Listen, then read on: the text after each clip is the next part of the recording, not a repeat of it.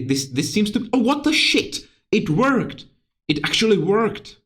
As a programmer, I often get to experience the pain and annoyance of trying to figure out a solution to a seemingly simple problem. But at times I just can't figure it out, and then I can't stop thinking about it. Well, this happened to me last time. It's this bloody level, understaffed sorting. Our goal is to sort all of these data cubes. Smallest data cube on the left side, largest on the right side. Normally we would keep swapping every pair of cubes next to each other if the left cube was larger than the right cube. That's the simplest way of solving this problem. However, here we only have 6 people capable of doing that, which brings many synchronization issues. Let's say this person would want to switch those 2 cubes. So he would pick up this cube, put it here, pick up this one, put it here, pick up the one he put here, and put it there. That's switching those 2 cubes. But at the same time, this woman might want to switch those 2 cubes. So she would steal this cube from this guy before he could pick it up and put it here. This is the problem we've been facing last time. And I've been thinking about it constantly.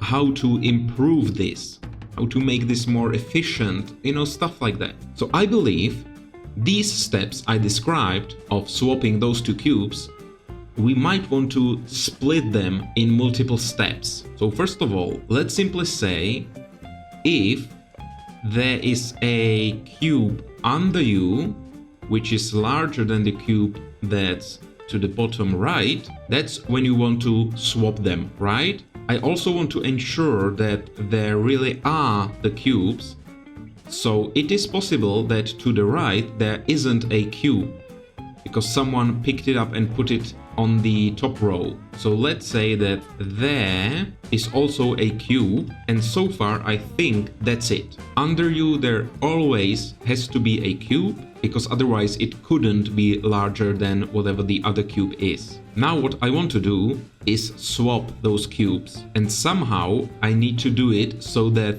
if there is a person here, they can't steal my cube or check the number of this cube. So as soon as possible, I need to steal that cube from underneath them. Then I can drop it down. So this person would take this cube and drop it. And then we can start swapping. So then we pick up the cube under, step to the bottom right, where there no longer is a cube, drop the cube, and then we can step back to the left, pick up the cube that's currently above us, and drop it. And then reset back up there. So this is something I've already written last time, but it's slightly different. We just steal this cube a little faster, a little earlier, let's say. So this should hopefully swap 2 cubes next to each other. Then I believe I had stuff like shuffle left, then reach a wall, shuffle right, and there was a boolean controlling these movements. That works nicely. The problem is that it is like, I don't know, 6 lines of code, and we need our code to be compact as well. So what I'm thinking of doing is just going in a random direction, left or right. Then hopefully the people will be able to swap all the data cubes, reach even the sides and so on. What then? Do we just loop this? I think so. Let's try it. Oh, these 2 have already started picking up cubes, and she has nothing to pick up and failed already. Yeah, you can see the mess that's happened there, and she now has this cube forever, and she just can't deal with that. So the problem is that there are 2 people next to each other. So this works. They both wanted to pick up their cubes because this cube is larger than this one, and this one was larger than this one. They both picked up the cubes. So this lady picked up this cube from underneath this one, but she needed it. So let's add another clause that to the left of you there can't be a worker. Otherwise, you might steal, his cube basically. You might take the cube that's under you but the worker to your left wanted it first. So let's try that. Now the problem is that I don't want to watch this for 30 minutes, and if I speed it up, I just see the error messages, something is wrong and I don't know how to fix it, we're screwed, stuff like that. So let's speed up and hope for the best. I mean, it's surprisingly looking quite well. This seems to... Oh, what the shit! It worked! It actually worked!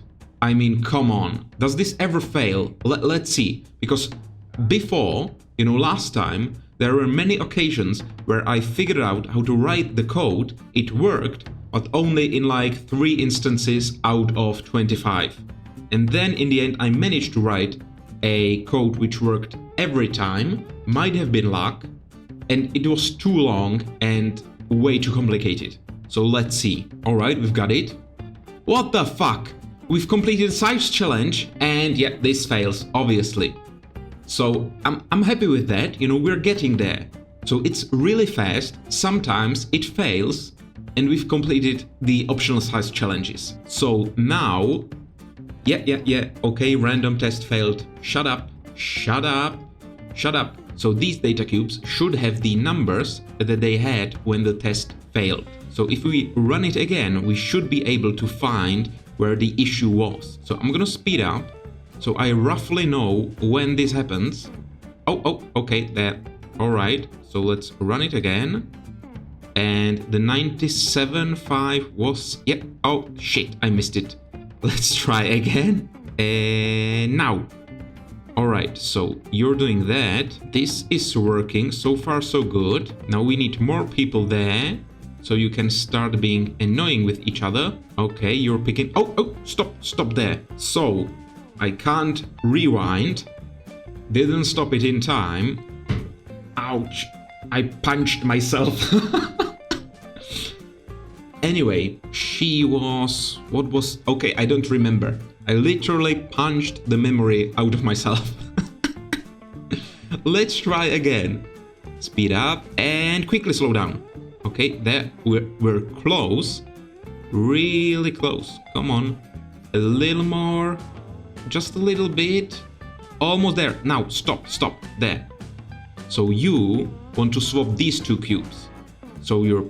and this person wasn't there yet, so you've entered this if statement already. Now you're swapping the cubes, and this idiot starts, because he wants to switch these 2 cubes. There isn't a person there, there is a person there. Right, so basically he again steals this cube from underneath her. That's nasty. So how do we deal with that? She picks up the cube, drops it, and immediately picks up that one, as she should. But he picks up that cube way too fast. There isn't a worker there. I wonder if it would be okay to say that there can't be a worker just next to you in general. Let's try that. Still 12 commands.